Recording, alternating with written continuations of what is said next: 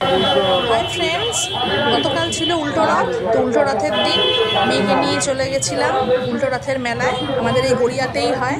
তো ভদ্রলোক এত সুন্দর করে এখানে জিলিপি ভাজছিলেন, তো সেটা না শেয়ার করে আপনাদের সঙ্গে পারলাম না, যেহেতু উল্টো রথের শেষ দিন তো মেলার। তো এই দেখুন ভদ্রলোক কি সুন্দর করে এখানে কড়াইতে জিলিপি ছাড়ছেন। আপনারা হয়তো অনেকেই দেখেছেন, তবু আপনাদের সঙ্গে শেয়ার করছি। আড়াই প্যাচ করে জিলিপিগুলো উনি এত সুন্দর করে ছাড়বেন, তো মানুষের মনেও কিন্তু এখন এরকম আড়াই প্যাচে ভরে গেছে। আড়াই প্যাচের থেকে অনেক বেশি প্যাচ মানুষের মনে। তো এই দেখুন আড়াই প্যাচ করে কি সুন্দর উনি জিলিপিগুলো ছাড়ছেন, কড়া ভর্তি হয়ে যাবে পুরো।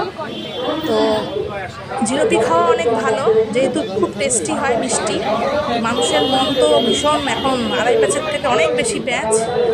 তো এই দেখুন, ওখানে আমরা জিলিপি কিনেছি, মিষ্টি কটকটি কিনেছি, আর বাদাম কিনেছি, যেগুলো খোসা সমেত বাদাম হয়, বড় বড়। আর শেষ দিন, তাই আপনাদের সঙ্গে এইটুকু শেয়ার করলাম।